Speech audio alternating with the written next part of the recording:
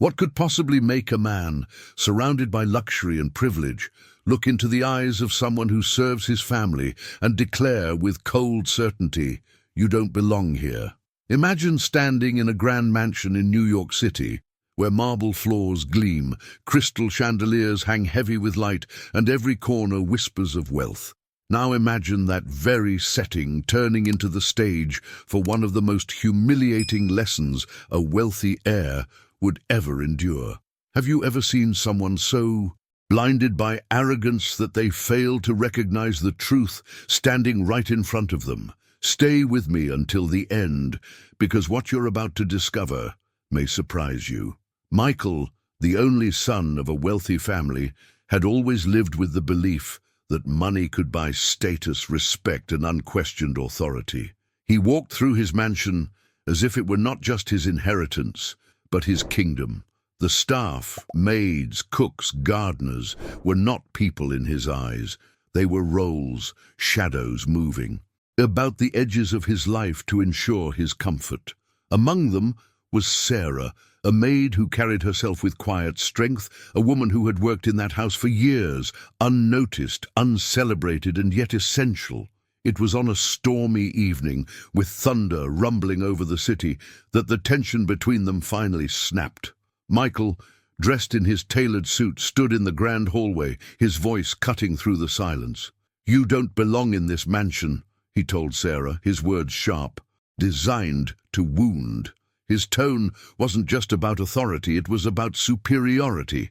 He saw her not as a human being, but as someone beneath him, unworthy of sharing the same roof, unworthy of even existing in his world.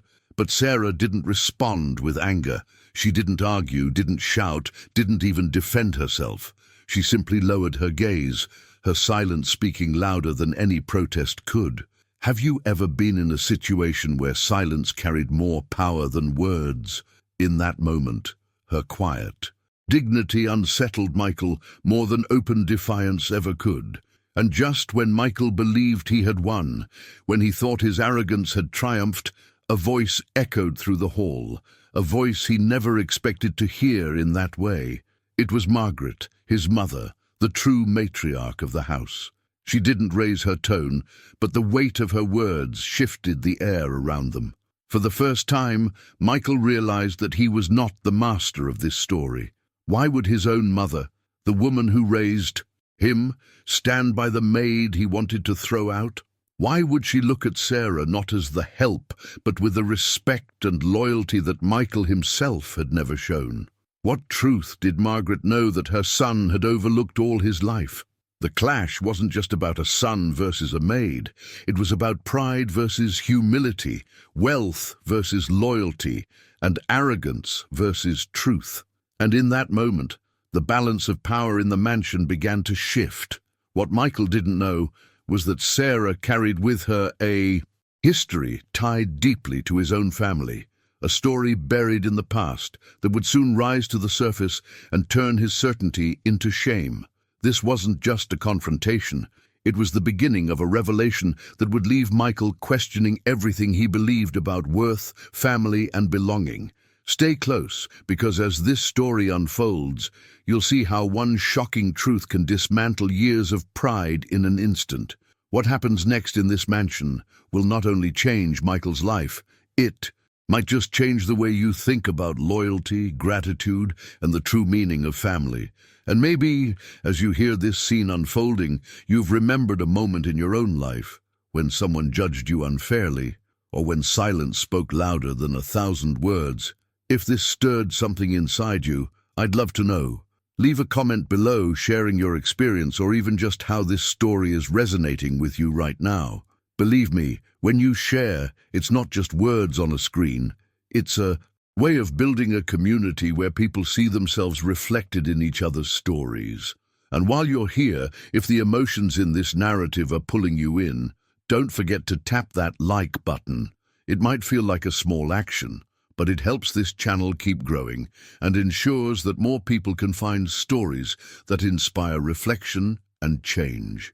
And if you're the kind of person who values content that goes beyond surface-level entertainment, stories that explore injustice, resilience, and the surprising power of human connection.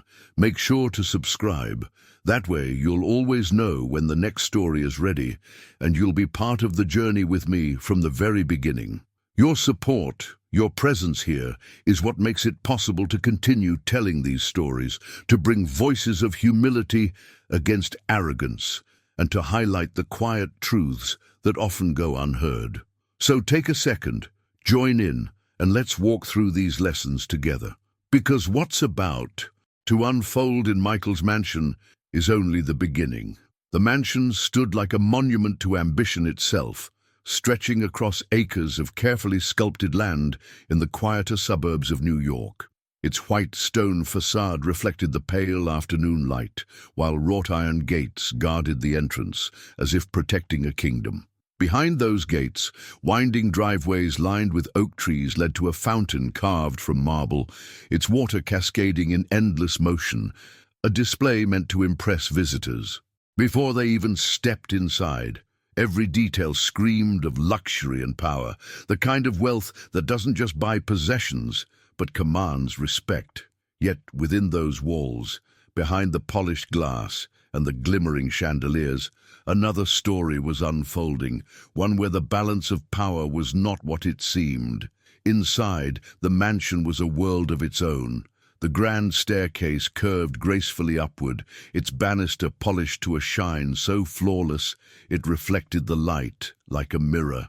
Persian rugs stretched across the floors, muffling footsteps, while oil paintings of distant ancestors watched from the walls, their gazes stern, as though reminding everyone who entered that this was not just a house, it was legacy. Michael believed that legacy was his birthright. He walked those halls with the confidence of someone who thought the marble beneath his feet existed solely to support him. To him, the mansion wasn't just home, it was proof of superiority. Sarah, by contrast, moved like a shadow in this palace. She carried trays of crystal glasses and polished silver with quiet precision. She knew the rhythm of the house better than anyone, when the lights should dim, when the curtains should be drawn, when silence was required. Her uniform was simple, black and white, meant to make her blend into the background, and yet there was a presence about her, a calm strength that couldn't be hidden no matter how modestly she dressed. She had been in that mansion long enough to know its secrets, long enough to see moments no outsider ever would. Michael never considered that. To him, Sarah was invisible, her worth measured only in the tasks she performed. "Don't linger in the hallways," he once said sharply, catching her with a dusting cloth in hand. "People shouldn't see you standing around." His words weren't about the work being done, they were about the image he wanted to project. The mansion, in his mind, was a theater, and Sarah was part of the scenery, useful when needed, invisible otherwise. But here lies the hidden truth of power. What looks permanent can shift in an instant, and what seems insignificant often carries the deepest impact. While Michael admired the towering ceilings and the imported marble floors, Sarah noticed the cracks that spread quietly in the corners, the places where dust settled no matter how often it was cleaned. She understood that perfection was an illusion, maintained only by constant, unseen labor. That knowledge gave her a different kind of authority, one Michael would never acknowledge, at least not willingly. The imbalance between them wasn't only financial, it was rooted in mindset. Michael equated wealth with value, believing that possessions defined identity. Sarah, however, lived with an entirely different perspective. Every day she walked into rooms overflowing with gold-trimmed furniture, and yet she never envied what she dusted. She measured life not by objects, but by resilience, by choices, by the quiet dignity of surviving and carrying on. There were times she caught fragments of herself in the mirrors scattered throughout the mansion. In those reflections, she didn't see the maid. She saw a woman who had endured, a woman who carried stories within her that none of these walls could contain. And though she remained silent when Michael dismissed her, there was a depth behind her eyes that suggested she knew truths he couldn't begin to imagine. Michael, on the other hand, was obsessed with Appearances. He made sure the driveway was always clear of leaves when guests arrived, that the dining room table was set with precision, that the house glowed at night like a beacon of wealth. He believed power resided in how others perceived him. "This house represents who we are," he once told a visiting friend, sweeping his arm across the massive living room. "It shows people we've made it." His voice carried pride, but underneath it lingered insecurity. What Michael couldn't see was that Sarah was part of that we. Without her, the illusion would falter, the rooms would gather dust, the table would sit bare, and the hidden gears that kept the mansion's image alive would grind to a halt. He was blind to the simple fact that power is never absolute. It always depends on someone else, somewhere, quietly holding the weight. It is in these contrasts, the marble floor beneath polished shoes and the worn soles of work shoes that cross it every morning, that the true drama emerges. Because wealth can build walls, yes, but it cannot erase the humanity of those who live within them. And while Michael believed his mansion placed him above others, Sarah knew something he didn't, that behind the grandeur, behind the carefully constructed appearances, the real strength of a household lies not in the gold leaf on its walls, but in the unseen hands that keep it standing. And so, every corner of that mansion carried two realities. For Michael, it was a palace of privilege. For Sarah, it was a workplace, a reminder of imbalance, but also a quiet stage where her endurance, her patience, and her quiet dignity played out day after day. That duality was always present, though only one side of it had ever been acknowledged. But soon, the fragile balance of these worlds would be disturbed, revealing revelations that had been buried beneath years of silence. The truth was waiting, just beneath the polished surface, ready to rise and shift the very foundation of what Michael thought he controlled. And as the storm outside gathered its voice, echoing through the mansion's tall windows, the cracks between arrogance and humility began to widen. Michael was the kind of man who carried his wealth like a weapon. Every step he took through the mansion was heavy with entitlement, as though the marble floors existed only to echo his presence. He had grown up surrounded by luxury, and that upbringing had carved into him a mindset that left little room for humility. The house, staff, from the butler to the gardeners, were invisible until they failed to meet his standards. When they performed well, he saw it not as their effort, but as his right. "If I'm paying for perfection," he once said while adjusting his cufflinks, "then perfection is what I expect." That attitude shaped the atmosphere of the entire household. Conversations among the staff often paused when Michael entered a room, not out of respect, but out of caution. His voice could turn sharp without warning, and his eyes carried the cold weight of judgment. He demanded control in every detail, the way the silverware was laid out on the dining table, the angle of the curtains when drawn at dusk, even the temperature of the wine served to his guests. His pride wasn't in the mansion itself, but in the dominance he felt inside it. To Michael, the mansion wasn't just his home. It was a stage that displayed his success, and everyone else was cast in supporting roles.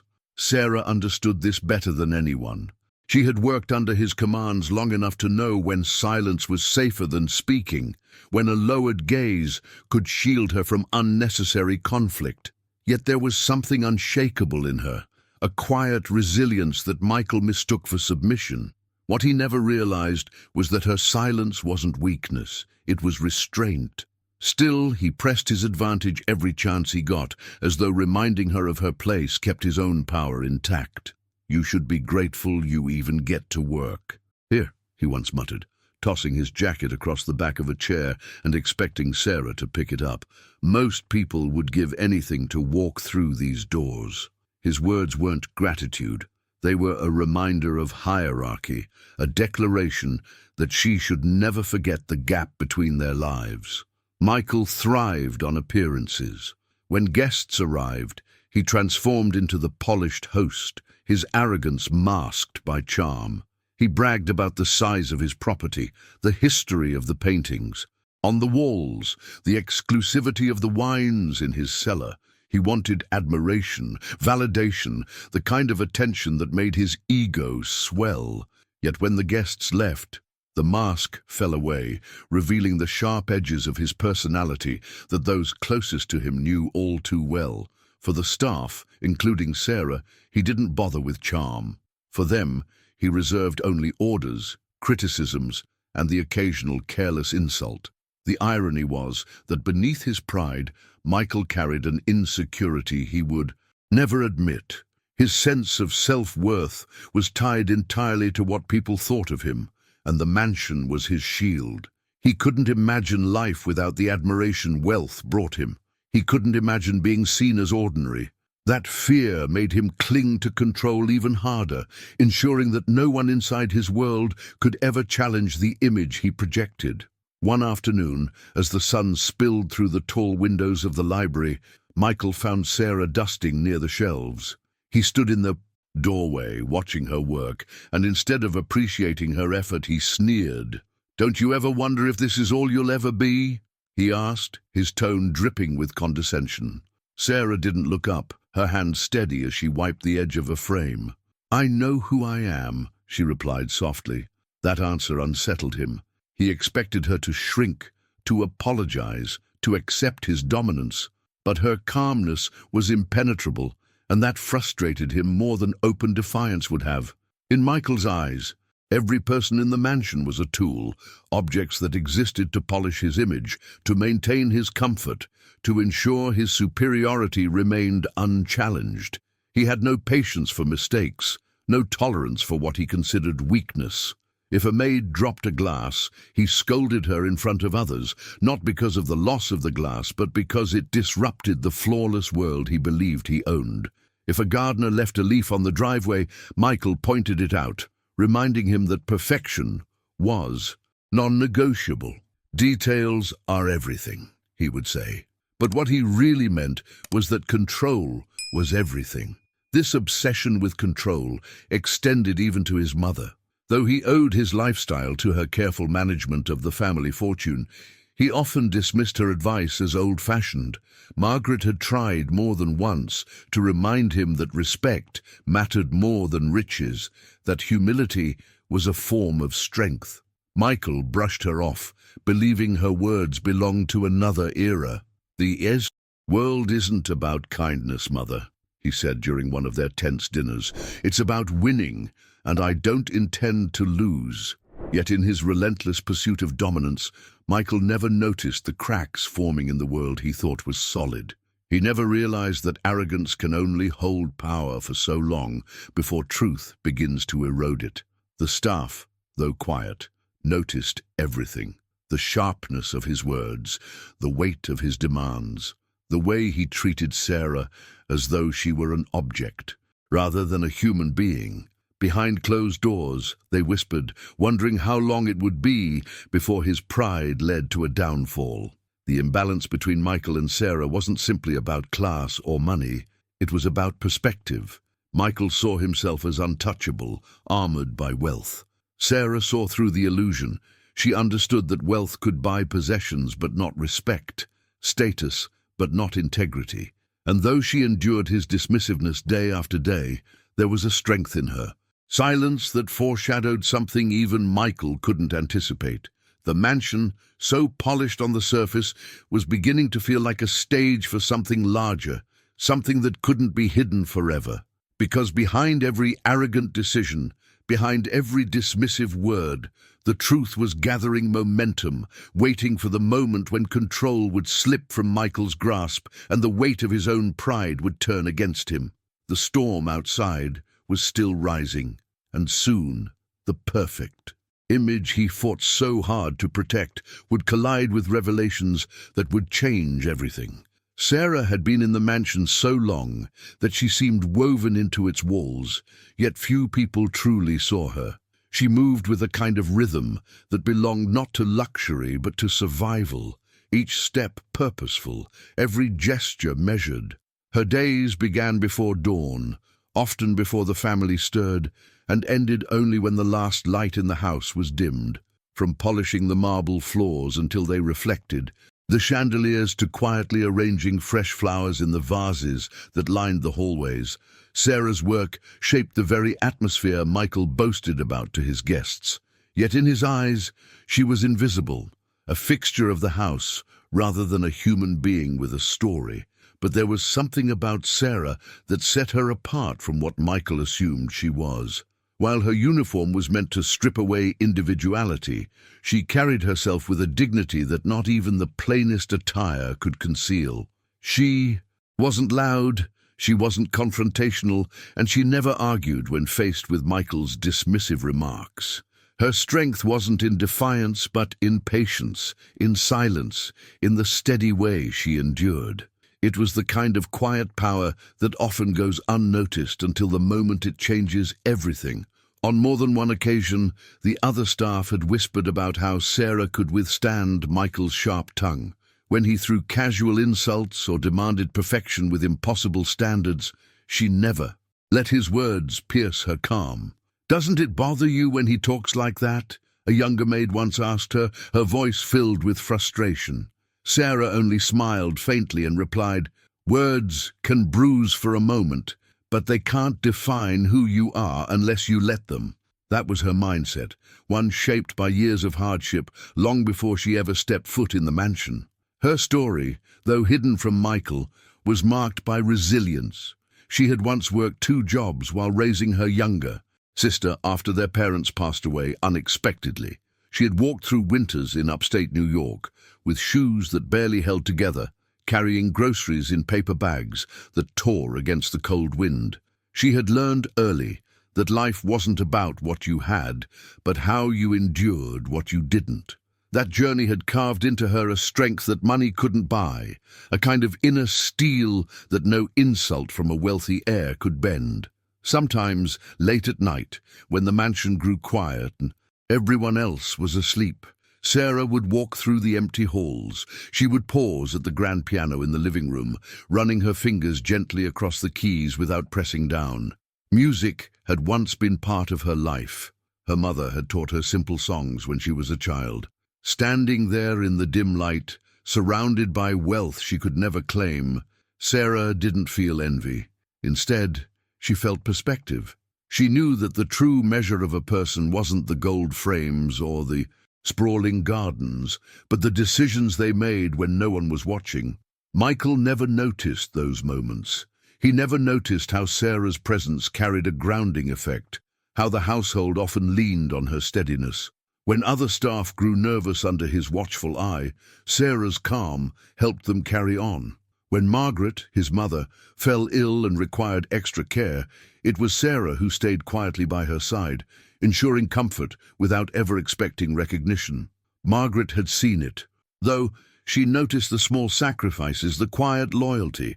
That awareness would become the seed of the revelation Michael least expected. What made Sarah's strength remarkable was its invisibility. She didn't seek attention, didn't proclaim her worth, and didn't demand respect. She simply lived it. She understood that transformation didn't always come through grand gestures, but through consistency, through showing up every day with integrity. Her mindset wasn't about fighting battles with words, but about proving value through presence. That kind of strength is easy to overlook in a world obsessed with noise, but it has the power to reshape even the most rigid hearts when the truth finally surfaces. Michael once confronted her in the dining room after a minor mistake, a glass placed slightly out of alignment. His voice carried the usual edge. "How hard is it to follow simple instructions?" he snapped. Sarah didn't flinch. She gently moved the glass into place and said softly, "Perfection is fragile, Michael. It doesn't take much to disturb it." For a moment, he didn't know how to respond. Her words weren't rebellion, but they carried a weight that unsettled him. It was as if she had reminded him of something he wanted to ignore, that his carefully curated world was more fragile than he liked to believe. This ability to deliver truth without confrontation was part of Sarah's quiet strength. She had a way of holding up a mirror without forcing anyone to look, of planting seeds of reflection that grew silently over time. And though Michael brushed off her remark with a scoff, the thought lingered with him longer than he admitted. Behind the scenes of the mansion's grandeur, Sarah's influence was subtle but profound. She represented a hidden truth, that humility can exist even in places of arrogance, and that endurance often leaves a deeper impact than dominance. While Michael measured his worth in possessions and control, Sarah measured hers in resilience and grace. The contrast between them was not just about wealth and poverty, but about values, about the journey each had taken to stand where they were. It was this contrast, this invisible tension, that began to shift the energy inside the mansion. Because even though Michael dismissed her as insignificant, Sarah's very presence challenged the foundation of his arrogance. Every act of quiet loyalty, every display of patience, was a revelation waiting to be uncovered, a reminder that true strength often hides in the most unexpected places. And as the storm outside grew louder, rattling the tall windows and echoing through the long hallways, the imbalance between them became harder to ignore. The stage was being set for a moment when Sarah's hidden connection to the family would no longer remain in the shadows, and Michael's control over his world would begin to slip. The journey of transformation, though silent for now, was already underway, carried not by power or pride, but by the quiet strength of a woman who refused to be broken. The storm outside had grown heavier by the hour, rain pelting against the mansion's tall windows like an urgent knock that refused to be ignored. Inside, however, Michael's voice was louder than the thunder. His impatience echoed through the grand hallway, his words slicing into the silence with the precision of someone accustomed to authority. Sarah had just finished setting the table in the dining room, her movements calm and deliberate, when Michael's anger spilled over. He stood at the head of the table, staring at her as if she were an intruder in his carefully ordered world. "You don't belong here," he said, his tone sharp, filled with disdain. "This is not your home, and it never will be." The words hung in the air, heavy and cruel, but Sarah didn't flinch. She looked at him with quiet eyes, eyes that carried years of endurance, eyes that knew truths Michael had never cared to learn. That look alone unsettled him, though he didn't admit it. The clash between them wasn't new. Michael had been building toward this moment for months, maybe years, every arrogant remark layering over the last. To him, the mansion was sacred ground, a symbol of victory, of legacy, of superiority. And in his mind, Sarah's very presence in those rooms diminished its value. It was as if he couldn't reconcile the image of wealth he wanted to project with the reality that it depended on people like her. For Sarah, the insult was nothing she hadn't endured before, though this time it cut deeper. She had worked tirelessly, giving parts of herself to this household that no paycheck could truly repay. Yet her silence wasn't surrender. It was control. She refused to give Michael the satisfaction of anger. Instead, her restraint spoke louder than any words could. Michael, irritated by her calm, pressed further. "Do you think because you've been here for years that makes you something more than the help? Don't mistake kindness from my mother as permission to overstep. This house is mine, and you should never forget your place." "I haven't forgotten," Sarah replied softly, her voice steady. "But maybe you have." The sentence was quiet, almost whispered, yet it struck Michael harder than if she had shouted. Her words slipped under his armor, forcing him to feel the weight of something he couldn't quite name. He scoffed, pretending her remark hadn't touched him, but deep inside, it left a trace of unease. This was Michael's greatest weakness. He demanded obedience, but he feared truth. He needed the illusion of control to validate his identity. Any crack in that facade, any reminder that power doesn't guarantee respect, threatened the image he had built for himself. And Sarah, with her quiet strength, was a constant reminder that his authority wasn't as absolute as he wanted to believe. The other staff, those silent witnesses, felt the tension building with every exchange. They admired Sarah for her composure, for the way she could stand in the face of Michael's arrogance without being diminished. To them, she wasn't just the maid. She was the anchor of the household, the person who carried the weight of tasks that went unseen, the person who brought a kind of order even in the chaos of Michael's temper. What Michael failed to see was that Sarah's connection to the family wasn't defined by her uniform. Her history with the mansion went deeper than cleaning rooms and setting tables. She had been there during Margaret's most vulnerable moments, sitting quietly by her bedside during nights of illness, offering comfort without ever expecting acknowledgement. She had held secrets, protected dignity, and sacrificed her own rest so that the family could remain undisturbed. These were the behind-the-scenes truths that Michael ignored, the hidden foundation upon which his world of luxury stood. Margaret had seen it all, though she rarely spoke of it. She recognized the loyalty in Sarah's actions, the unspoken gratitude owed to her. And though Michael dismissed Sarah as expendable, Margaret carried an understanding that her son had yet to grasp. The mansion's true strength wasn't built on wealth or appearances, but on the quiet resilience of people like Sarah who gave more than they took. Michael, however, had no patience for such perspective. "You think silence makes you strong," he told her one evening, his voice dripping with contempt. "But silence only makes you small." Sarah looked at him, her expression steady, unshaken. "Silence doesn't make me small," she answered. "It keeps me standing when others would fall." It was an answer Michael didn't know how to process. It carried a truth he wasn't ready to confront, a truth about mindset, about endurance, about the difference between having power and being strong. His pride refused to accept it, yet somewhere deep inside, her words planted a seed of doubt. The confrontation that night wasn't just about hierarchy. It was about identity, about the choices that define who we are when stripped of titles and wealth. Michael believed his decisions were unquestionable, but Sarah's presence was a constant reminder that even the most carefully constructed image could be shaken by something as simple as dignity. The storm outside roared louder, thunder rattling the chandeliers above them, but the storm inside the mansion was louder still. Michael's arrogance clashed against Sarah's quiet strength, each moment revealing more of the cracks in his carefully maintained control. And as Margaret's footsteps approached from down the hall, the atmosphere shifted.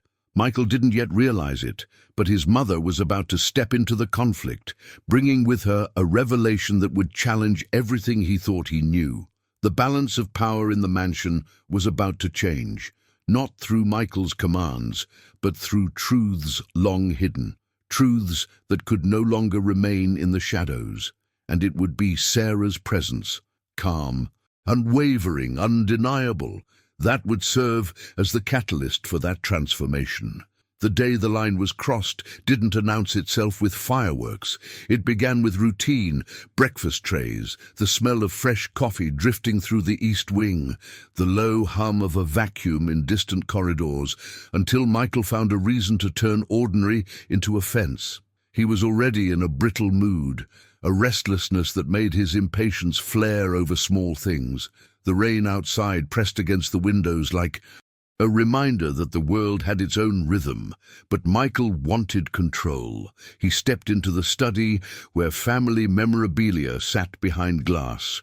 Old photographs, a bronze letter opener, a dusty baseball signed by a player his grandfather once admired. Sarah was there, dusting the shelves. She held a soft cloth, careful hands moving gently along the frames to make the glass shine. There was no drama in her work, only steady attention, yet in Michael's eyes the scene was a violation waiting to be named. "What are you doing in here without permission?" he snapped, as though the air itself had turned offensive. His gaze went to the baseball, to the letters on the desk, to the framed photo of his father with a senator from decades ago. "This is family property. You don't need to be near any of it." "It's on the schedule for cleaning," Sarah said, her voice even. "I always handle the study on Thursdays." "Don't act like you own a schedule," he shot back. "You follow instructions. You don't create them." She lowered the cloth and stepped aside, creating space, as if the air deserved more room than she did. She didn't argue. She knew that chasing logic with someone committed to dominance was like sprinting into wind, but her calm was not submission, and that made him angrier. The more composed she became, the less power he felt his words carried. He stalked closer to the display case and touched the old baseball as if to reclaim it from a threat. "People like you shouldn't be handling these things," he said. "These are pieces of history, my family's history." Sarah's eyes flicked to the photograph and back to the frame she'd been cleaning. "I'm careful with what matters," she said quietly. "I always have been." That sentence found a place to land in the room, steady and grounded, and for a second Michael felt something he couldn't name. He brushed it away. "Careful isn't enough," he said, turning his back and opening the desk drawer with a hard pull. "You shouldn't be in rooms like this at all. Who told you to come in here? Who allowed you near these belongings?" "No one needs to allow me," she answered. "I'm doing my job." "Your job," he repeated slowly, "is to keep out of sight unless someone needs you." Her gaze lowered, not out of shame, but out of choice. She understood the difference. She took a small step backward, not retreating, but creating a margin of quiet that belonged to her. Michael read it as defiance. He moved toward the door and called for the butler, his voice rising through the hall. When no one came immediately, his irritation snapped like a live wire.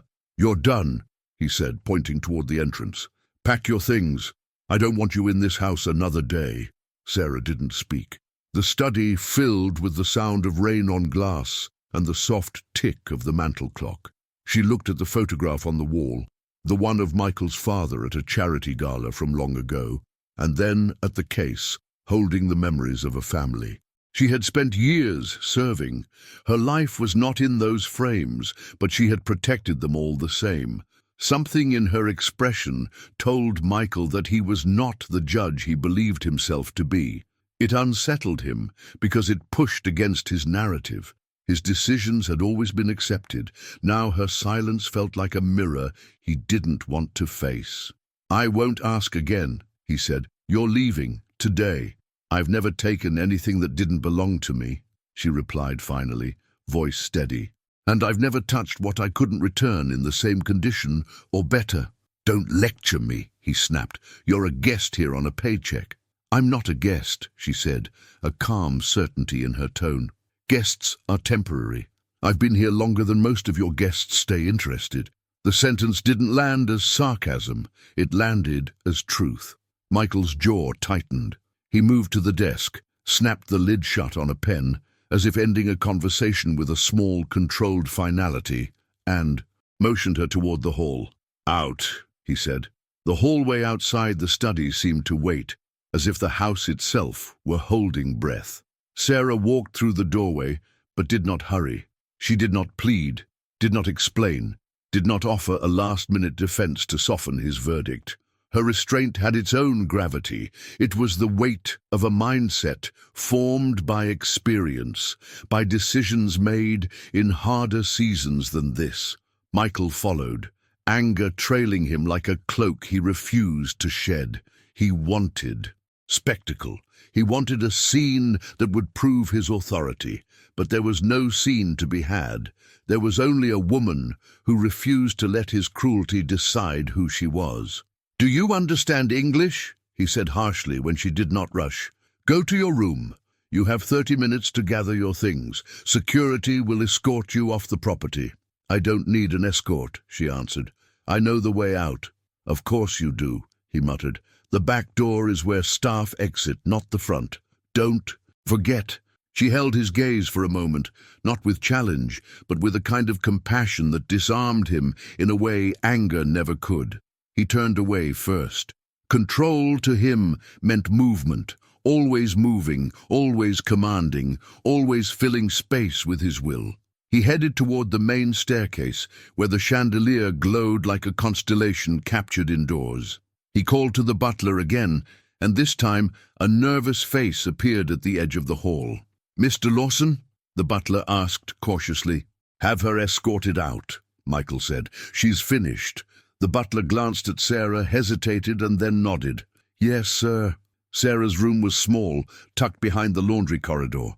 The walls were clean, the bed neat. A photograph of her younger sister tucked into the frame of the mirror. There was nothing extravagant, nothing that belonged to the family, just practical items and a few folded clothes. She began to place her things into a bag, with the same care she used in the study, as if even the act of leaving deserved precision.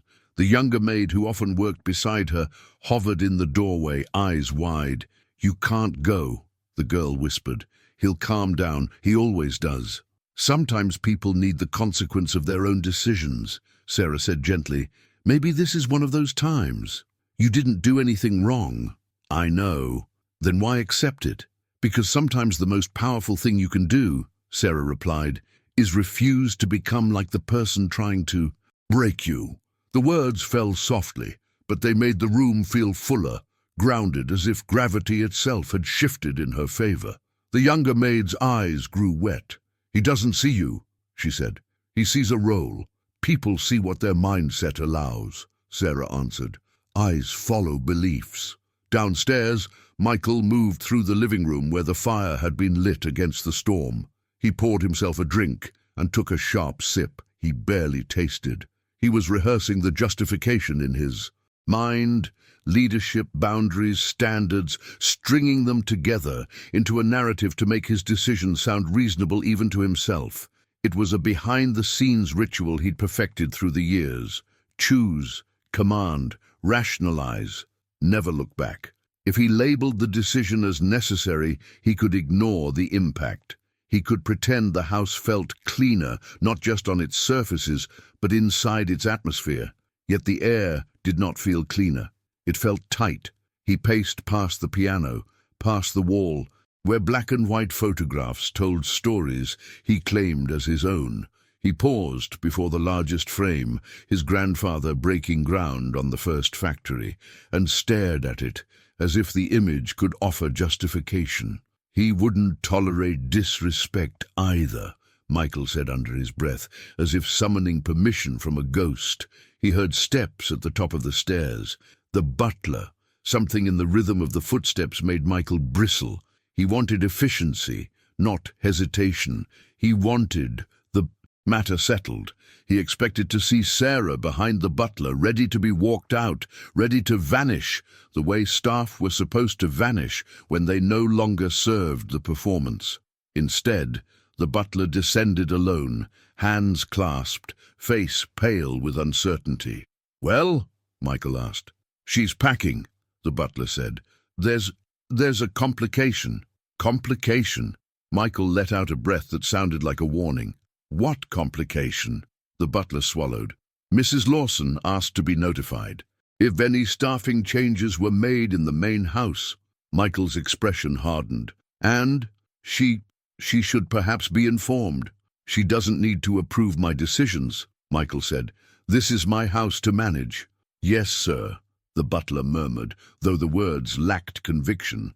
Michael set down the glass with more force than necessary. "Fine. Inform her, but it won't change anything." Upstairs, Sarah zipped her bag and placed the photograph carefully between folded sweaters. She touched the edge of the mirror with her fingertips, a gesture not of farewell, but of gratitude for a place that had held her quiet for so long. The younger maid stood at the doorway as though at a border between two worlds. "Where will you go?" she asked. "I don't know yet," Sarah said, "but I've never been afraid of not knowing. It's the start of every real journey. You shouldn't have to leave because he's cruel." "People reveal themselves through pressure," Sarah said softly. "Sometimes it's the only way you can see the truth clearly." She lifted the bag and stepped toward the hall. The house felt different when you carried your life in your hands. The walls seemed taller, the floor longer, the light both colder and kinder. She moved with her usual grace, but every step offered quiet evidence. She could leave without bending. She could keep her dignity. That was the hidden truth that frightened men like Michael the most. When power fails to control, it scrambles to humiliate. He was waiting near the front foyer, posture rigid, voice ready. "I trust you took nothing that doesn't belong to you." "I took only what I brought," she said. "Good," he replied. "You'll be escorted off the property now." "I don't need anyone to walk me," she said gently. "I can exit." "Not through the front," he snapped. "The side door. Staff doesn't use the main entrance." She looked at the front door for a heartbeat, not with desire, but with understanding, and then turned toward the side corridor. "It makes no difference to me which door I use," she said. "The sky is the same outside either one." He flinched, as if the sentence had touched a nerve he'd been protecting. He wanted victory to feel like victory, not like pettiness. But the more he demanded order, the messier the portrait of himself became. The decision he had framed as leadership now looked, in the light of her composure, like insecurity in a suit. As Sarah moved toward the corridor, the storm gave a deep growl that trembled through the frame of the house. Everything seemed to hold for a second. The chandeliers, the water in the fountain, the breath of the staff tucked just out of sight. The butler waited half a step behind Sarah, hands folded, gaze low, ready to do the job, but unwilling in spirit.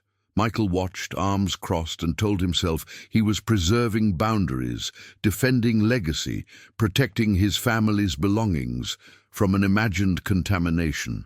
He told himself these lines because admitting the emptier truth that he needed people to be smaller than him in order to feel large would undo the story he had spent years building. Sarah paused at the mouth of the side corridor, turned slightly, and met his eyes one last time. "I hope you find what you're trying to protect," she said. "I hope it's worth what you're willing to lose." He opened his mouth to mock the sentiment, but the words did not come. Something in her tone, neither bitter nor pleading, removed the target he needed to aim at. Control slipped just an inch. He adjusted his tie as if that could refasten his certainty. The house listened as she took the first step down the narrow hall. It was a step that looked small, but carried the weight of a revelation. Strength does not depend on permission. And for the first time, the distance between Michael's version of himself and the man he truly was felt measured, visible, undeniable. He stood in the foyer, surrounded by objects that told a story of success, and yet he felt strangely absent from that story, as if his signature were on the glass, but missing from the substance behind it. Upstairs, a door opened, the soft, deliberate sound of someone who understood timing. Margaret's footsteps began across the landing, steady, unhurried, as if she were walking not into a conflict but into a truth that had been waiting for daylight. The journey that had started in whispers and chores and unacknowledged sacrifices was about to meet a voice capable of naming it, and the impact of that voice would not be measured in volume, but in what it revealed when spoken aloud. Margaret's footsteps were unmistakable, measured, steady, carrying the quiet authority of someone who had built this house long before Michael learned to claim it. She appeared at the top of the staircase, wrapped in a slate-grey shawl, hair brushed back, eyes clear. The chandelier light touched the lines at the corners of her face and revealed not frailty, but resolve. She took in the foyer with a single glance. Sarah at the mouth of the side corridor holding her bag, the butler immobilized by duty and concern, Michael planted in the center of the room as if proximity to the front door proved ownership. For a heartbeat, the only sound was rain threading itself against the windows like a patient hand tracing glass. Then Margaret spoke, and the house remembered who taught it to listen. "Sarah," she said, voice even, "put your things down." The request landed with the authority of a verdict. Sarah froze, then gently lowered her bag to the polished floor. She did not look relieved, she looked prepared. Michael turned sharply toward his mother, irritation rising like heat. "Mother, this is not your concern," he said. "I've made a decision." Margaret continued down the steps without haste. "I can see that," she replied, the softness of her tone framing steel. "I can also see it's the wrong one." He gave a short laugh to disguise discomfort. "You haven't even asked why." "I don't need to ask why to know what this is," she answered. "I can recognize the shape of pride when it walks through my house." The butler lowered his gaze. The younger maid, still halfway down the service hallway, edged closer, drawn by a gravity that felt inevitable. Sarah's posture didn't change, but something in her eyes settled, like the moment a ship finds the center of the current. The power dynamic shifted almost imperceptibly as Margaret reached the foyer, a kind of behind-the-scenes recalibration that only those fluent in unspoken hierarchies could read. "Mother," Michael said, forcing a calmer tone. "Sarah overstepped. She was in the study without permission, near items that belong to this family. I won't have staff treating priceless belongings like ordinary trinkets. It's a matter of boundaries." Margaret looked at him as though examining the architecture of the excuse rather than the words themselves. "Boundaries," she repeated, nodding once.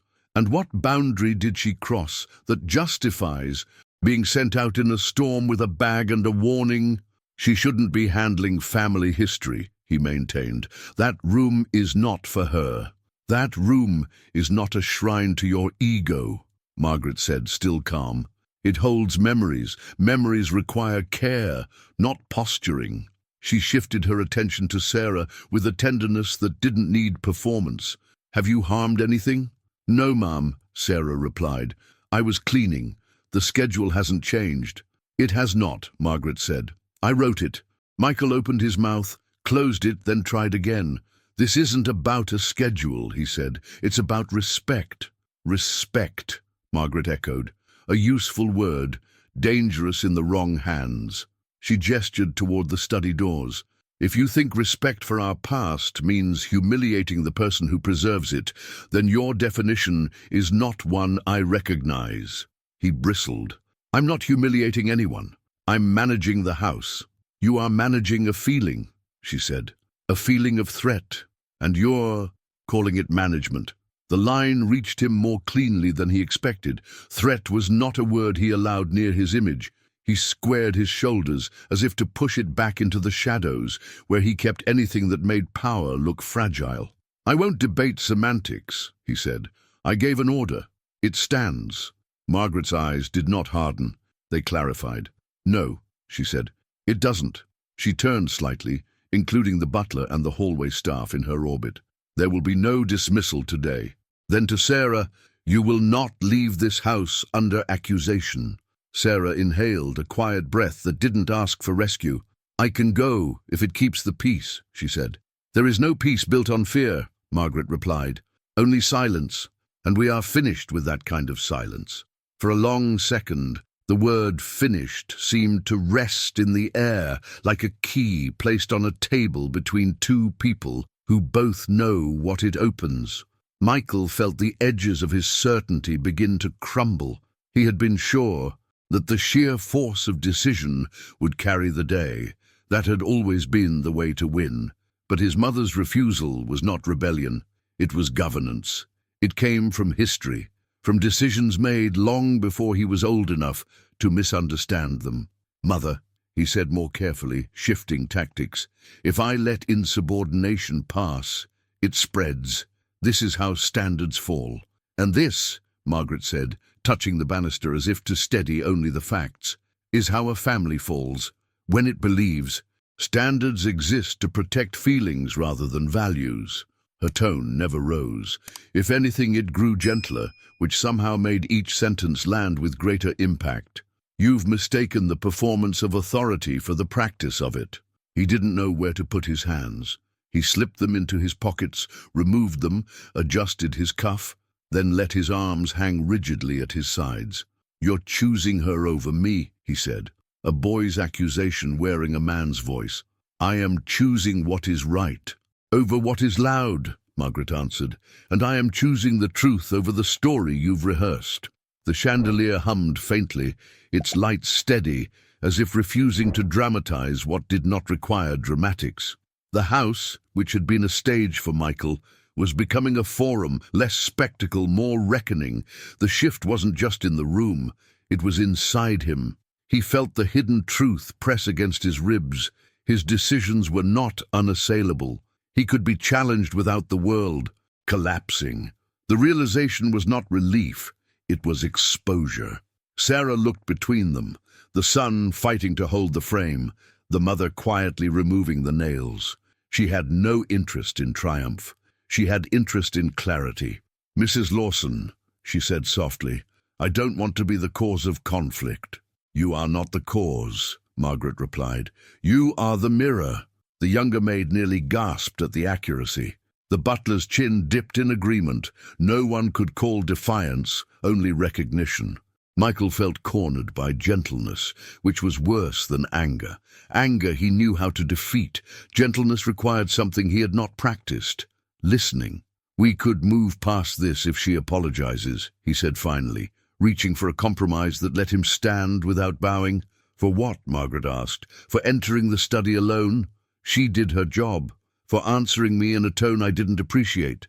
"She spoke in a tone you needed," Margaret said. "Calm, precise, true." He flushed. "So, there's nothing she can do wrong." "She can do many things wrong," Margaret said. "She did not do one of them today." Then, after a measured pause, "You did." The words were not a slap. They were a diagnosis. He felt himself want to reject them on principle, but principle wavered when facts stood this close. Still he reached for the only weapon pride knows. "If I'm not allowed to manage the house, then say so," he said. "Say the power is yours and not mine." "The power," Margaret said, "belongs to whatever serves the family's integrity." She looked at him with a tenderness he didn't expect. "That includes you when you remember who you are." He tried to hold her gaze and found it heavy with history. Late nights, early lessons, the quiet arithmetic of sacrifice. He looked away first, which surprised him. Out of habit, his eyes sought the proof of legacy on the walls, the photographs, the frames, the signatures, yet they seemed suddenly flatter, like props. Integrity, inconveniently, had no frame. "Sarah will stay," Margaret said, returning to action the way a conductor returns a wandering orchestra to the original key. "Her work is not in question. Her character is not in question. Only your reaction is." Sarah stood straighter but did not exhale triumph. "Thank you," she said simply.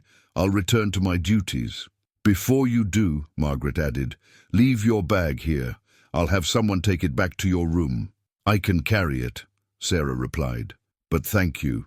The exchange was brief, but it moved like a seam stitched exactly where the fabric had threatened to split. Michael recognized with reluctant clarity how often small decisions created the architecture of a day. He had made a decision to erase. His mother countered with a decision to restore.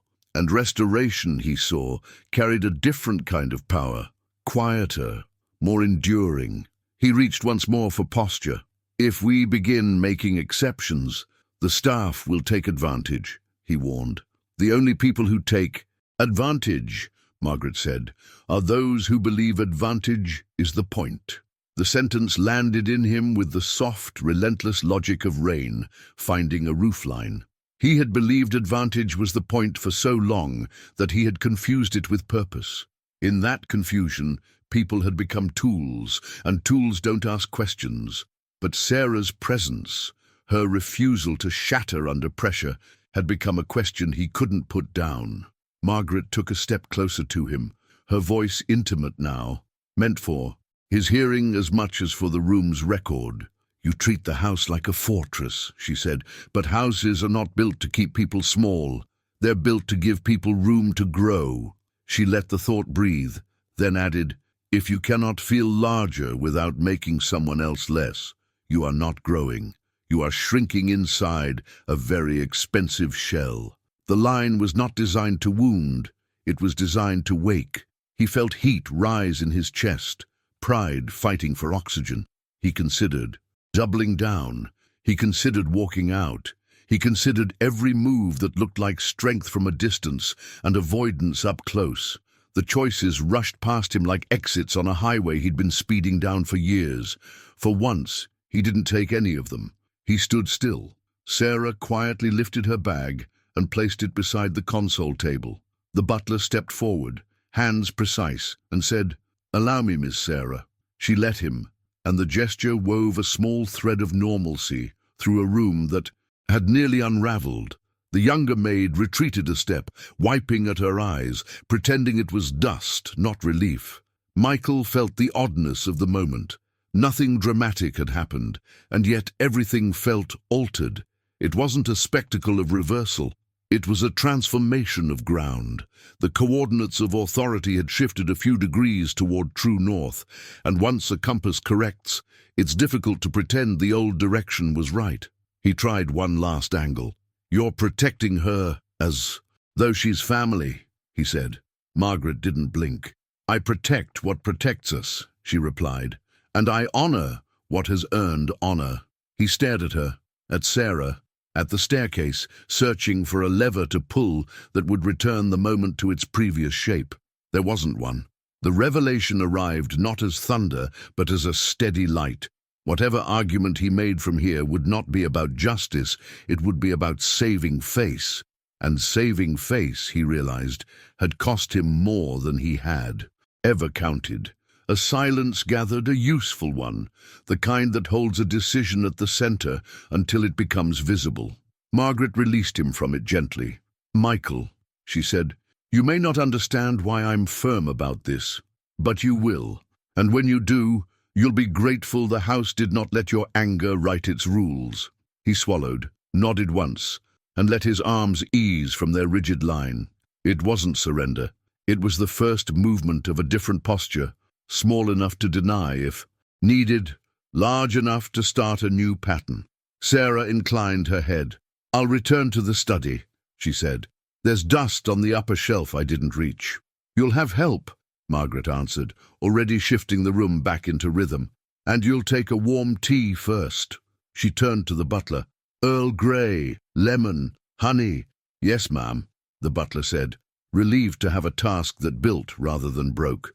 Margaret faced her son again, eyes not accusing but steady. "Walk with me," she said.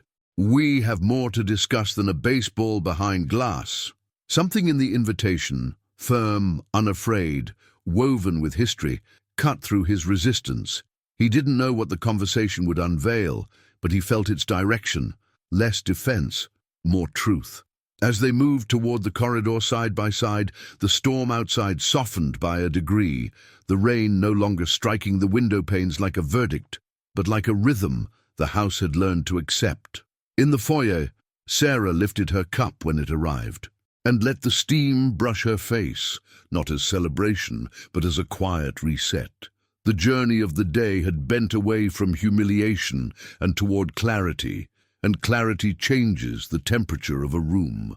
She set the cup down and returned to the study with measured steps, the kind a person takes when they know the floor will hold, and when they know that the next conversation, somewhere down a hall, is already rearranging old narratives to make room for what has always been true. Margaret guided her son into the quieter wing of the house, where the walls were lined not with trophies or portraits meant to impress, but with older photographs, black and white and sepia-toned, the kind that carried memory rather than display. She walked slowly, her hand brushing the banister as if grounding herself in the familiar path, while Michael followed, stiff but subdued, the echo of their exchange still hanging between them. They stopped before a small framed picture of a summer picnic. One Michael barely remembered. In it, a much younger version of himself sat on a blanket under an oak tree, his face pale but smiling faintly, and beside him was Sarah, not in uniform but in a simple dress, holding a basket and watching him with an attentiveness that seemed to anchor the entire scene. Michael frowned, trying to summon details. "That was the summer I got sick, wasn't it?" Margaret nodded. "It was. You were 10 years old. Pneumonia. The doctors said it could go either way." Her voice didn't rise, but the memory sharpened her words with quiet gravity. "I stayed at your bedside day and night until exhaustion nearly broke me, and when I couldn't keep my eyes open any longer, Sarah stepped in. She sat with you, cooled your fever, sang softly when you drifted in and out. There were nights when I woke and found her still there, holding your hand, whispering that you were strong enough to keep breathing." Michael blinked, unsettled. He searched the edges of memory for the faint sound of a voice. In the dark, a cool hand on his forehead. He had always believed his recovery was just the work of medicine, of time, of his own resilience. But fragments stirred, half-forgotten comfort, the sense of not being alone in the long hours of fever. "That was her?" he asked. "It was her," Margaret said. "When the hospital sent you home, it was Sarah who carried the weight of care when my strength failed. She gave more of herself than we ever asked, and never once did she request acknowledgement. She became part of this family not because of a paycheck, but because she held us together in a season when we might have broken apart." The revelation pressed against him like a tide. He looked again at the photograph, at the younger version of himself with hollow cheeks and tired eyes, and the woman sitting beside him with quiet devotion. For years he had looked past her, treating her as background, but here she was, frozen in proof of a history he had never honored. Margaret continued, her tone steady but edged with the sharpness of truth. "You think she doesn't belong in this house? This house stands because of people like her. You boast about legacy, about what it means to carry a family name.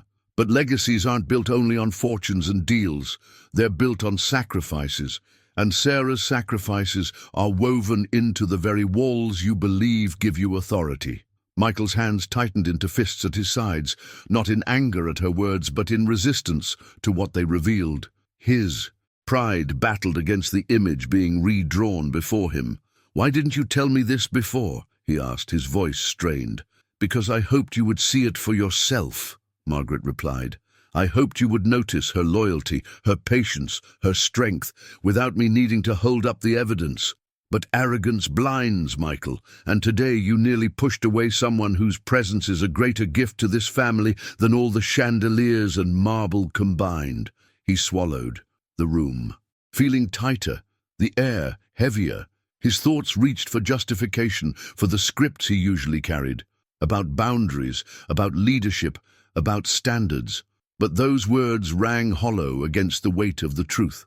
What excuse could he give when faced with the fact that the woman he tried to throw out had once kept him alive? "I don't remember everything from that summer," he admitted quietly, eyes still fixed on the photo. "But I do remember not feeling alone. I thought it was you." "It was both of us," Margaret said softly. "I couldn't have done it without her, and you wouldn't be standing here if she hadn't been there too." The hallway seemed to hum with the impact of the revelation, as if even the house itself carried memory in its beams and plaster. The butler, still hovering at a respectful distance, lowered his head, acknowledging a truth he had long known but never spoken aloud. The younger maid, lingering at the edge, pressed a hand to her mouth, her eyes wet, as though hearing the story for the first time made her see Sarah not as a co-worker, but as something more enduring, more essential.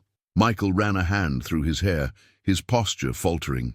He had built his self-image on the belief that wealth secured control, that possessions secured worth. But the hidden story of his own life told something entirely different, that his survival, his very ability to claim this legacy, had been safeguarded by someone he now dismissed as unworthy. The contradiction burned. He turned abruptly, walking a few steps down the hall before stopping, his voice rough. "So all this time, she was more than what I thought." "She always was," Margaret said. "The difference is that now you're forced to see it." The storm outside had eased into a steady rain, but inside the house, the storm had shifted inward, becoming a reckoning. Michael stood in the half-light of memory and realization, his mindset cracking under the weight of what had been revealed. His journey, whether he admitted it yet or not, had already begun. And as he faced the truth about Sarah's past, the foundation of everything he believed about belonging, family, and authority was beginning to move beneath his feet, leading him toward a transformation he never anticipated. Michael stood in the dim hallway, his eyes locked on the photograph of himself as a sickly boy, Sarah's figure seated beside him, her presence steady and unmistakable. The more he looked, the more the image unraveled his carefully built certainty. The mansion's polished floors, the chandeliers that glittered like captured stars, the marble pillars that had once made him feel untouchable. All of it seemed suddenly shallow, like scenery on a stage where the true actors had been hidden behind the curtain all along. He had thought himself the lead in this story, but Margaret's words had shifted the spotlight, exposing the behind-the-scenes truth he had ignored. He turned toward his mother, searching for some thread of dignity to hold on to. "Why didn't you ever tell me this?" he asked again, his voice quieter now, stripped of the bite it carried earlier. Margaret's gaze softened, though it did not waver. "Because humility cannot be taught with lectures, Michael. It has to be discovered. It's a decision you make when life gives you the mirror you've been avoiding." Her words pressed against him harder than any public scolding could have.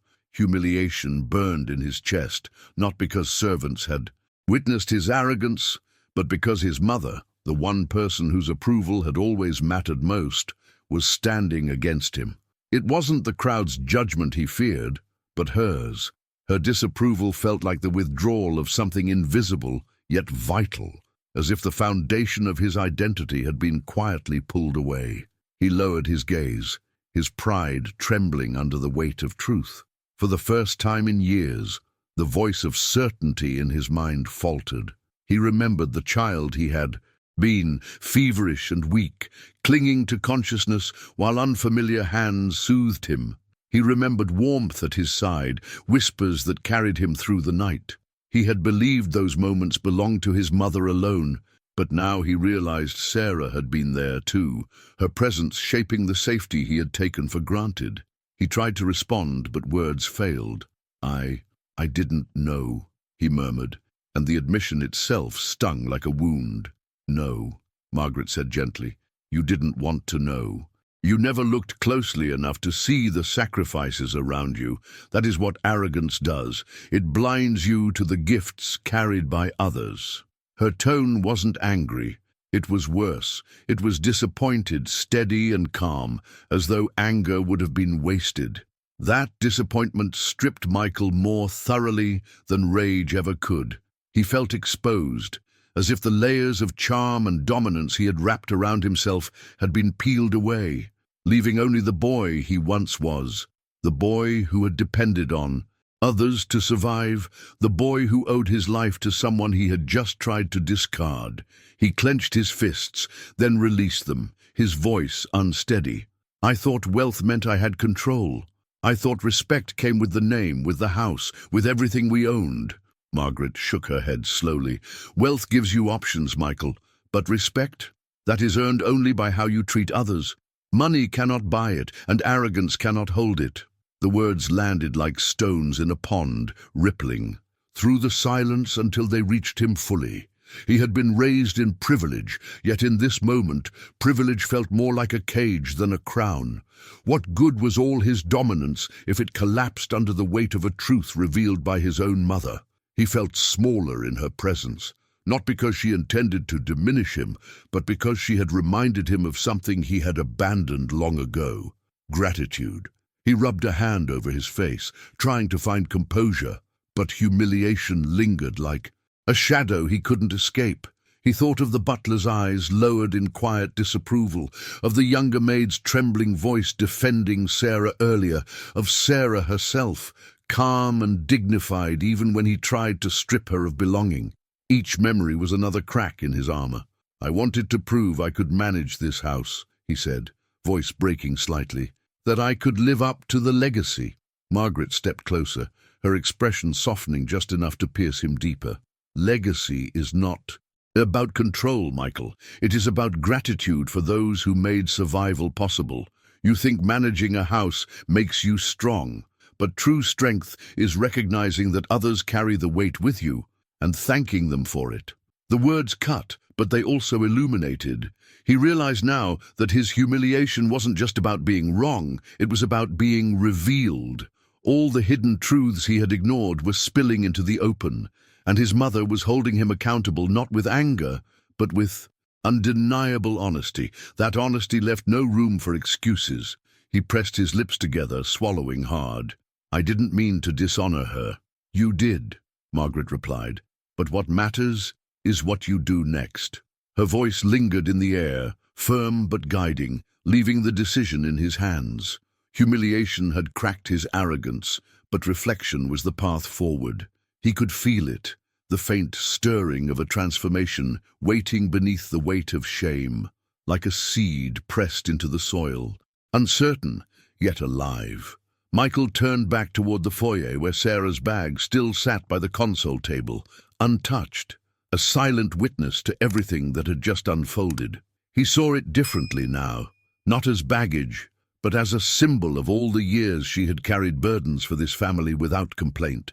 Each folded garment inside spoke of early mornings, long nights, decisions made in quiet sacrifice, and he had nearly thrown it, and her, out as if it meant nothing. The humiliation tightened in his chest, but with it came a reflection he couldn't escape. Maybe wealth had blinded him, maybe pride had hardened him, but this moment could decide what kind of man he became next. Would he cling to arrogance, or let gratitude rebuild what his ego had destroyed?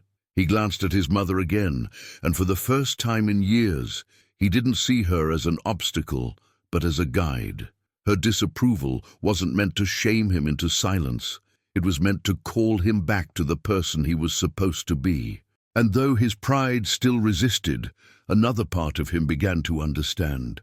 The rain outside had softened to a drizzle, the storm easing into a rhythm almost reflective, as though the world itself mirrored the quiet transformation stirring in the mansion. Michael inhaled slowly, his chest heavy but clearer, his thoughts circling not around dominance, but around the possibility of change. Humiliation had broken him open. Reflection was beginning to fill the cracks. And as his mother's words settled into him like seeds in soil, he realized that this reckoning was not an ending, but the beginning of something that could reshape not just his mindset, but his entire journey with the people he had taken for granted for far too long.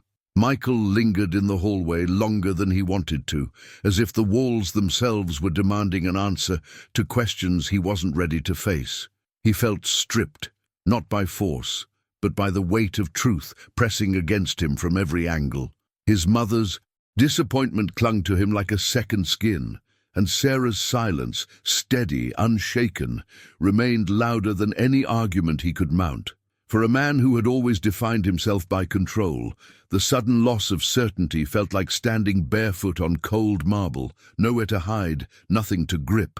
He looked at his reflection in the tall mirror by the console table, the one he usually passed with quick glances, meant only to adjust his tie.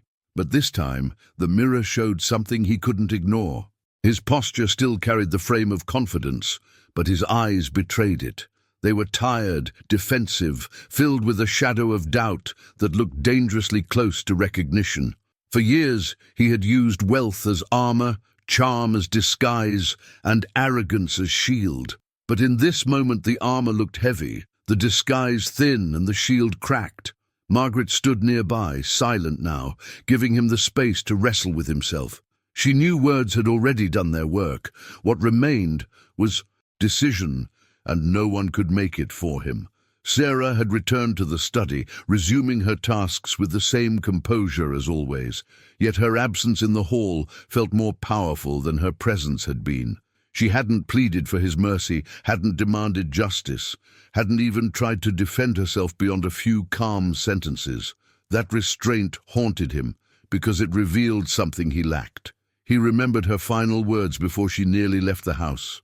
"I hope you find what you're trying to protect. I hope it's worth what you're willing to lose." At the time, he had dismissed it as a servant's attempt at dignity, but now those words replayed in his mind like a key turning inside a lock. What was he trying to protect? Pride, image, legacy? And if so, why did it suddenly feel hollow? He walked slowly toward the study, his steps hesitant, as if each one demanded he peel back another layer of himself. When he reached the doorway, he saw Sarah dusting the upper shelves again, her movement steady, unaffected by the storm of words that had nearly expelled her from the house. He cleared his throat, but the sound came out weaker than intended. She turned slightly, meeting his eyes without hostility, without triumph. There was something disarming about the absence of bitterness in her gaze. "Sarah," he said, the name almost catching in his throat, I owe you an apology." Her hands paused mid-motion, but she did not lower the cloth. "You don't owe me words, Mr. Lawson," she replied gently. "You owe yourself honesty." He flinched slightly at the precision of her response. She wasn't dismissing him, but she wasn't making the apology easy either. It forced him to go deeper, past the surface of pride. "I was wrong," he admitted, each syllable feeling heavier than the last. "I treated you like you didn't matter. I tried to erase you from this house when the truth is, it stands because of you." She lowered the cloth now, turning fully toward him. Her face was calm, not smug, not vengeful, just steady.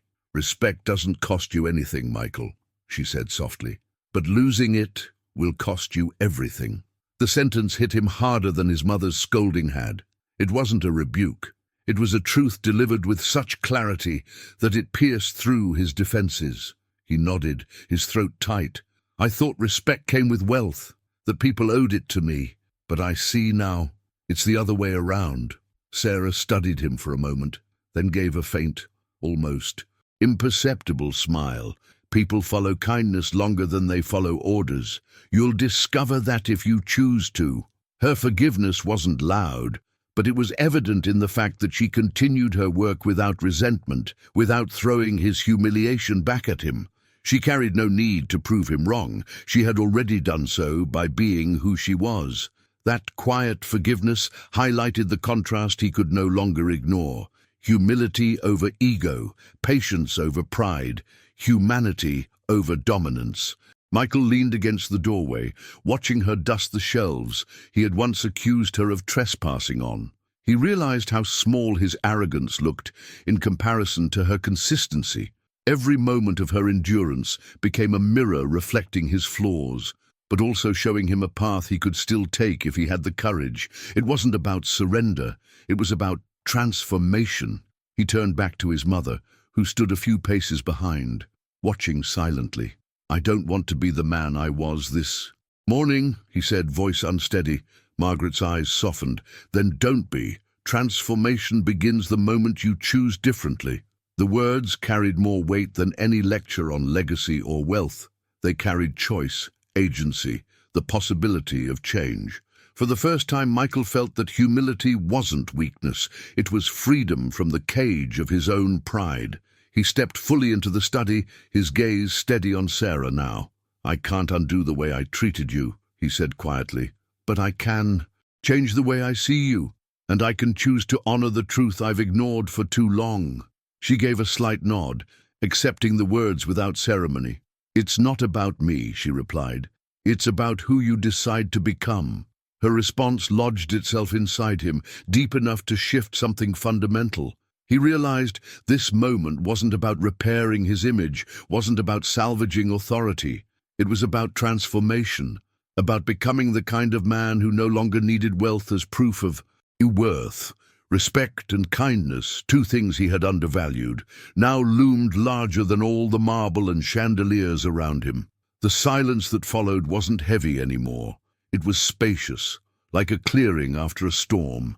And though the rain still fell outside, it no longer sounded like judgment. It sounded like renewal, washing the windows clean, readying the mansion and Michael himself for something entirely different. And as Sarah quietly returned to her work and Margaret turned away with the quiet satisfaction of someone who knew a seed had been planted, Michael stood still in the study, no longer clinging to control, but standing at the threshold of a journey that would demand humility, gratitude, and choices far different from the ones he had made before. The transformation had only just begun, and its impact would ripple far beyond the walls of the mansion. The house settled into a softer quiet, the kind that follows a storm, not because the sky has cleared completely, but because something inside has finally decided to stop fighting the rain. In that quiet, Michael found the courage to move. He left the study and crossed the hall with a slower pace than anyone in the house had ever seen from him. not the stride of a man performing importance, but the careful steps of someone measuring the distance between the person he had been and the person he wanted to become. He paused in the foyer where Sarah's bag still rested by the console, a modest thing with worn handles and a zipper that stuck at one end.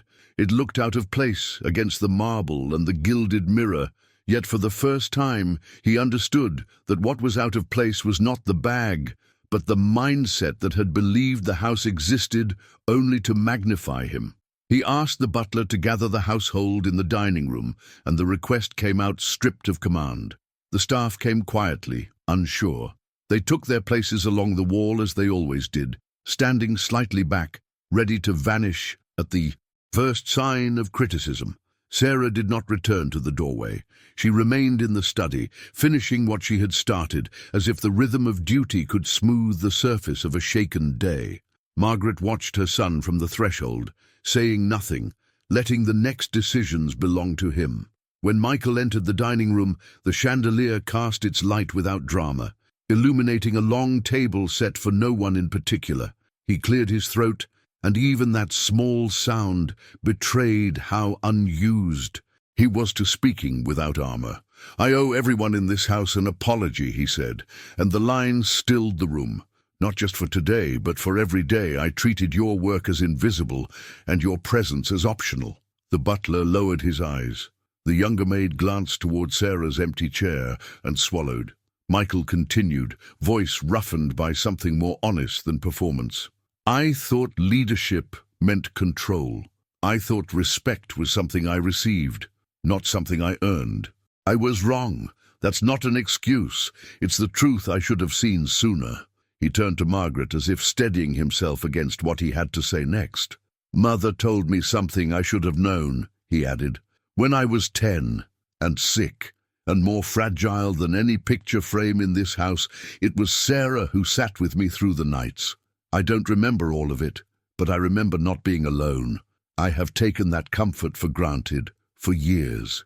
He drew a breath that felt like opening a door from the inside. "Sarah isn't just staff. She's part of what holds this family together, and I nearly repaid that with humiliation." A chair leg scraped softly as the younger maid shifted, tears bright at the corners of her eyes. The chef folded his arms across his chest as if to keep a feeling contained. The house no longer felt like a stage. It felt like a witness. Margaret stepped forward, just enough to stand at his shoulder, not in front of him, not behind him, but beside him, in the way that makes support visible without taking a man's step for him. "Go on," she said quietly. Michael nodded. He left the dining room and crossed to the study, where Sarah stood on a small step stool, finishing the upper shelf he had accused her of touching without permission.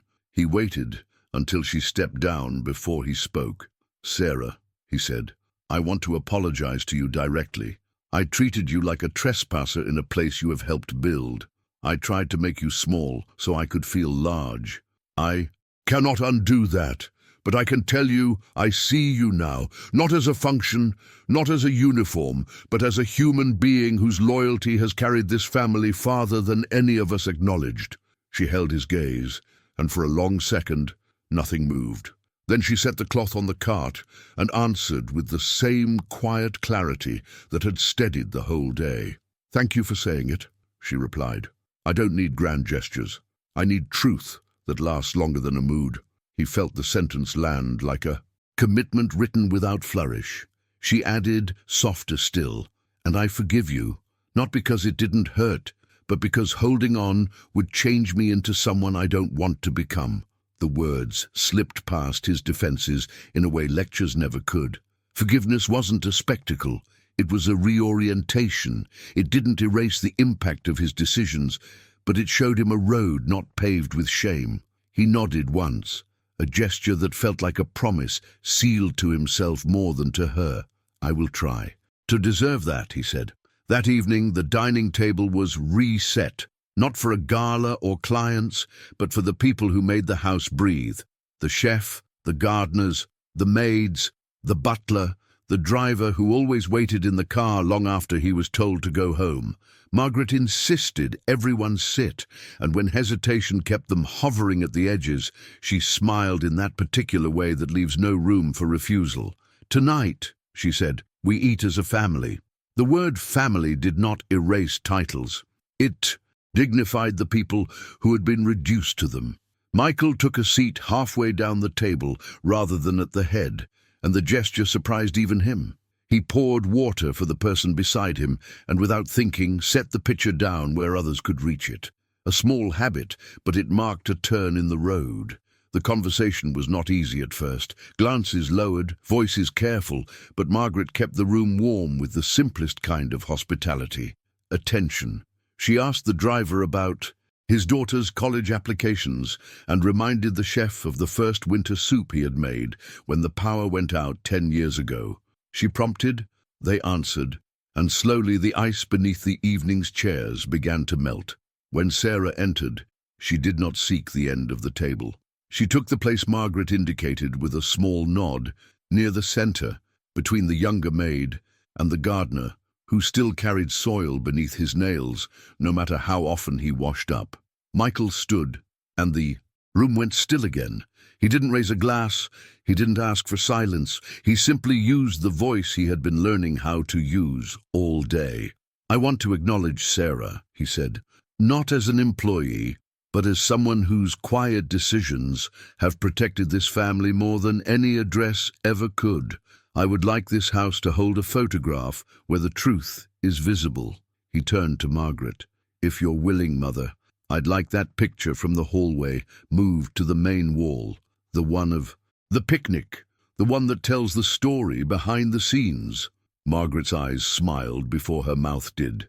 "Yes," she said. "It belongs where memory can teach more than marble can impress."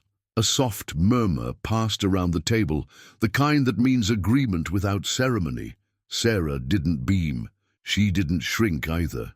She placed her hands calmly in her lap and let gratitude be as plain as her uniform. "That's kind," she said. "But please remember, photographs are reminders, not replacements. Live the respect you're framing." "I will," Michael answered, and for once the line contained more promise than performance. They ate then, and the meal tasted different, not because of seasoning, but because of the shift in air that comes when a hidden truth is finally allowed to breathe. The chef told a story about the first time he oversalted a sauce and how Sarah had quietly diluted it, saving the dish without making him look foolish. The gardener spoke about the winter storm that took down the south fence and how Sarah arrived in boots at dawn with thermoses of coffee. Each story was a revelation, not of heroics, but of constancy.